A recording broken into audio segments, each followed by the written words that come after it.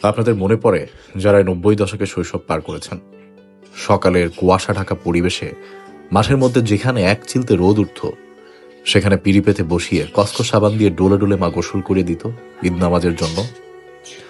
রাতে বালিশের নিচে জামা বা পাঞ্জাবি নিয়ে ঘুমাতাম।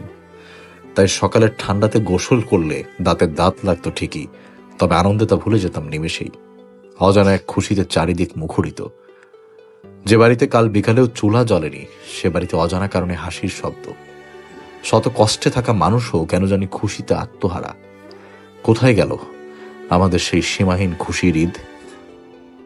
আমি ভাবতাম যে বয়সের সাথে সাথে আনন্দ পাওয়ার ক্ষমতাটা কমে যায় মানুষের, হয়তো সে কারণেই আমি আর আনন্দটা আগের মতো পাই না। কিন্তু গ্রামে ফিরে গেলে দেখি বর্তমানে যারা শিশু, বাচ্চা, আমরা যখন শিশু ছিলাম, ছোট ছিলাম, যে আনন্দটা পেতাম ঈদের দিন, সেই আনন্দ তাদের চেহারায় আর নেই। কেন নেই, কি হলো, পৃথিবী কেন এতটা বদলে গেল, মাঝে মাঝে ভাবায়। তবে মেনে নিতে হয়।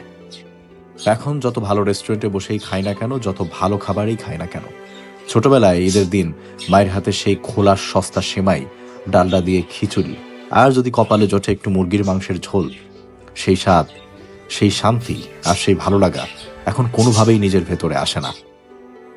কিন্তু সবচেয়ে সুন্দর ছিল সেই সময়ের মানুষগুলো। কেউ ব্যস্ত ছিল না ঈদের দিন, কেউ মোবাইলে ডুবে ছিল না। সবাই ছিল একে অপরের জন্য। আজ সব আছে, নতুন জামা, ভালো খাবার, আধুনিক আয়োজন, কিন্তু কোথায় যেন হারিয়ে গেছে সেই অপেক্ষা, সেই সরল আনন্দ, সেই একসাথে থাকার অনুভূতি। 90 দশকের ঈদ ছিল কম জিনিসে বেশি সুখের গল্প। আর আজকের ঈদ হয়তো অনেক কিছু আছে, কিন্তু সেই অনুভূতি নেই। সময়ের সাথে সবকিছু বদলায়, কিন্তু সেই দিনগুলির কথা মনে পড়লে বুকের ভেতরটা আজও একটু কেঁপে ওঠে, আর অজান্তেই চোখের কোণে পানি চলে আসে। এখন আর কেউ নতুন জামা বালিশের পাশে রেখে ঘুমায় না। মায়ের সেই সেমাইয়ের গন্ধও যেন আগের মতো লাগে না। আর ঈদ মানে এখন ছবি তোলা, পোস্ট দেয়া, শপিং মলে, রেস্টুরেন্টে ঘোরা, কিন্তু কেন যেন মন ভরে না। কখনো কি মনে হয় না যদি আরেকবার ফিরে যাওয়া যেত সেই ছোটবেলায়, সেই ঈদের সকালে, সেই নির্ভেজাল আনন্দের ভেতরে?